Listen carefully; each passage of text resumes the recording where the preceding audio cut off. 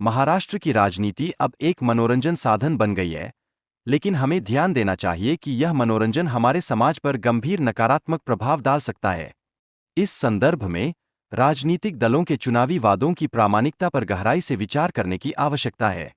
क्या ये वादे केवल चुनावी मौसम के लिए है, या इनमें कुछ ठोस योजनाएं शामिल है?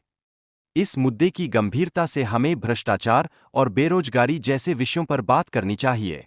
यह महत्वपूर्ण है कि हम इन समस्याओं को समझें और इनके समाधान की दिशा में आगे बढ़ें। इसके अलावा, राजनीतिक दलों द्वारा किए गए वित्तीय वादे अस्थायी समाधान नहीं हो सकते। हमें गरीबों की स्थिति सुधारने के लिए ठोस नीतियों पर ध्यान केंद्रित करने की आवश्यकता है।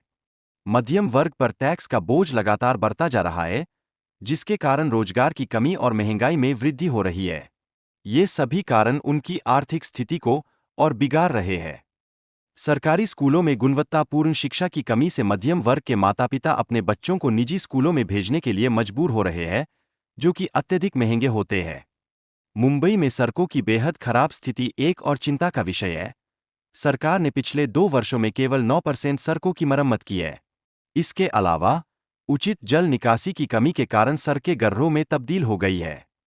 हॉस्पिटल में स्वच्छता की कमी और जानवरों की उपस्थिति के कारण मरीजों की मृत्यु दर बढ़ रही है।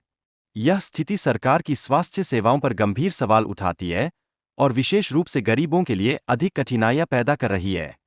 वायु प्रदूषण समस्या भी चिंता का विषय है, क्योंकि महाराष्ट्र में इस कारण से 1,49,118 लोग अपनी जान गंवा चुके हैं।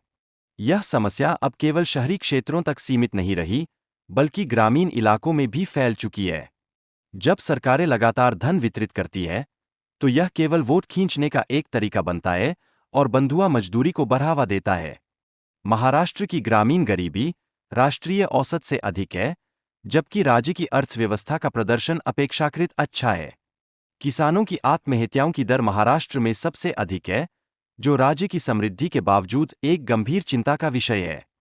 किसानों को 1,250 रुपये प्रति माह देना उनकी गरिमा को बनाए रखने का प्रयास नहीं है, बल्कि यह उन्हें दास बनाए रखने की दिशा में एक कदम है। यह राशि उनके असली सम्मान के लिए नाकाफी है। महाराष्ट्र में किसानों को आधुनिक तकनीक सिखाने और कृषि सहायक नियुक्त करने की अत्यधिक आवश्यकता है। इससे किसानों की आय में सुधार करने की एक ठोस आधार तैयार होगा। छोटे और मध्यम व्यवसायों को प्रोत्साहन देकर बेरोजगारी की समस्या का समाधान संभव है। यह न केवल नए रोजगार सृजित करेगा, बल्कि प्रदूषण को भी कम करने में मदद करेगा। शिक्षा क्षेत्र में कार्यरत शिक्षकों को गैर शैक्षणिक कार्यों से मुक्त करना आवश्यक है, ताकि वे पढ़ाने पर अधिक ध्यान केंद्रित कर सकें। महाराष्ट्र में अपराध को कम करने के लिए पुलिस बल की संख्या बढ़ाने और बेहतर प्रशिक्षण देने की आवश्यकता है। इससे कानून व्यवस्था में सुधार संभव होगा। स्वच्छता के लिए समुदाय की भागीदारी अत्यंत महत्वपूर्ण है, जैसे कि रुवांडा में हर महीने सफाई अभियान चलाना। इससे नागरिकों में जिम्मेदारी का एहसास होगा। राजनीतिक दलों को इस चुनौती को स्वीकार करना चाहिए, ताकि हमारे द्वारा सुझाए गए समाधानों को लागू किया जा सके। यह एक खुला प्रस्ताव है।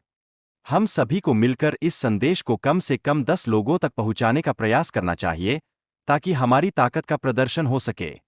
महाराष्ट्र में 130 मिलियन लोगों तक पहुंचने में हमें ज्यादा समय नहीं लगेगा। हमें राजनीतिक नेताओं को जनशक्ति का अनुभव कराना चाहिए।